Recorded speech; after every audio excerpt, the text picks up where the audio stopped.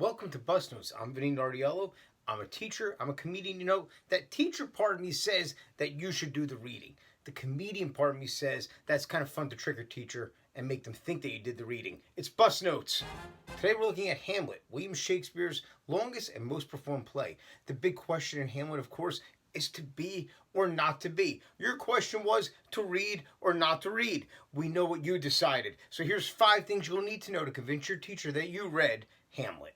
Number 1, Hamlet, the Prince of Denmark. All right, now he's a prince, but he's kind of a drama queen. He sits around in mourning. He laments his life. And the thing that he's really mourning is the death of his father, the king. The king has now appeared to Hamlet as a ghost.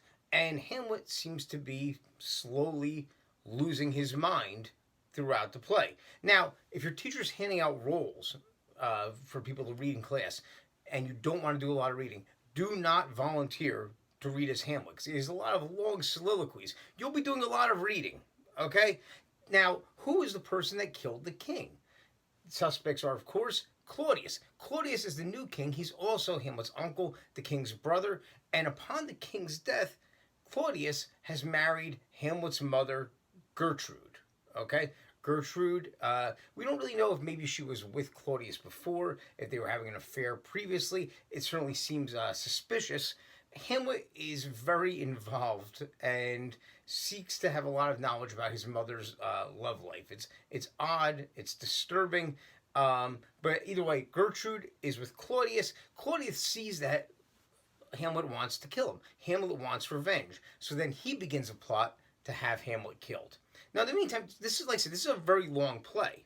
There's almost like a second play going on at the exact same time, involving 3 other characters. We have Ophelia, who is Hamlet's girlfriend, who is also losing her mind, and there's disapproval of Hamlet by her brother Laertes and Polonius, who's also an advisor to the king. Like I said, it's confusing. There's a lot of characters. See that almost as a separate play entirely. Ophelia loses her mind. Hamlet kills Polonius, and Laertes kills Hamlet. Number 2, the famous quotes. You don't need to have read Hamlet to know the 2 most famous quotes from it. First, we have, "This above all, to thine own self be true." This has become something that people repeat often, and over time, we can say the meaning has changed about the idea of being true to self. This quote is spoken by Polonius. So now people look at this quote and think of it as, oh, be true to yourself. Be your true version of yourself, all right? Always be honest, okay? However, if you look at the idea of being true and what that meant during Shakespeare's time, it was really more in reference to the idea of putting yourself first. Before you can even take care of others, you need to put your own needs first, okay? And it's just kind of an interesting example of the way language changes and the way context changes the original intent of a quote, all right? And it doesn't mean that that quote doesn't mean have the new meaning now. It's just that, well, times change and words adapt themselves, I guess. The other quote, of course, is "to be or not to be." I referenced it before. You can't do a Shakespeare video without some cheap "to be or not to be" joke thrown in there. And this is Hamlet contemplating the idea of suicide.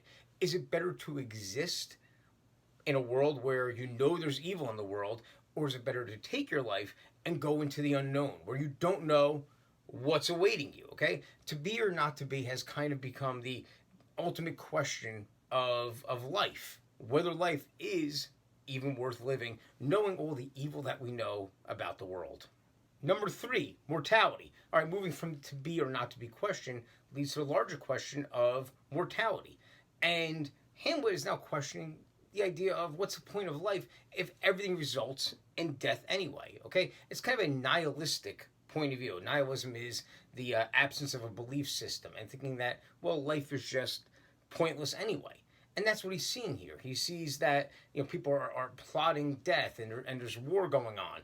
And to him, it doesn't even really matter who is the person that kills you when, in reality, you're going to all just die anyway, all right? We're spending a lot of time thinking about our own death and who's coming after us and the war that's raging when it's all going to have the exact same result. Despite the fact that Hamlet is about 30 years old, he's kind of like a drama queen. He's a angry teenager in many ways. Maybe because he's the prince. He never really had a chance to grow up. Okay, so he's kind of this angsty teenager, and back then, you didn't have like emo poetry to throw yourself into. The Cure wasn't going to be born for another couple hundred years, so you had no choice. If you had these questions, you just talked to a skull. That was the only choice you had. Number 4, revenge. Hamlet is told early on that he should be taking vengeance for his father. The ghost tells him this. However, he doesn't do it. All right, he wrestles with the idea of, is this the right thing to do? His own religion is telling him this is not the right thing to do. So the whole play, he's thinking about revenge. All right, he doesn't get any satisfaction from the revenge when it happens, because he spent so much time thinking about revenge and plotting revenge that this is the thing that causes the obsession, and it's the thing that leads to his undoing. He winds up completely mad at the end. All right, that's the British version of crazy. All right, so he winds up completely mad because he's been thinking about revenge while not acting on it. All right, and then when he finally gets the revenge, it doesn't give him any of the satisfaction that he thought it would. Number 5, adaptations. This play has been adapted into 50 different mainstream movies. That's just the mainstream ones that we know about, okay? There's also been adaptations that are like a slightly altered version that's based on Hamlet. For example, Akira Kurosawa, the Japanese director, made a movie called The Bad Sleep Well, which took place in post-war Japan, based on Hamlet. There's also a spaghetti western called Johnny Hamlet, all right? Then we have the characters of Rosencrantz and Guildenstern. They're the 2 minor characters. They've been adapted into their own movies, too. There was a movie in the 80s called Strange Brew, where they were made into Bob and Doug McKenzie, a couple of beer-drinking Canadians, okay? Very funny movie.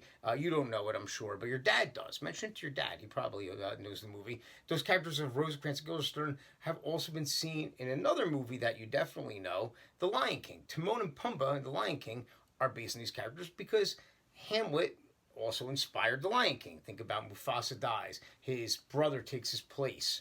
Okay? Scar does not marry Mufasa's wife. That would have been just weird and way too traumatic for a movie for kids. Okay? Now, Lion King is very popular right now, and I'm hoping by mentioning them, we wind up in their algorithm, and we boost our views way up. Okay? So if you comment, make sure you mention The Lion King for some reason. Bonus! Like I said, this is Shakespeare's most famous, longest, and most performed play that he ever wrote. They say that this play is being performed every moment, every day, somewhere around the world. Right now, as I'm speaking, as you're watching, somebody's performing Hamlet. I have no idea if this is true, but I've heard it repeated many times, so let's go with it. Well, that's it for Bus Notes. As always, be sure to leave a comment. Let us know about any books you want us to cover in the future. Follow us on social media. Tell people about us. Okay, guys? Let's get that C together.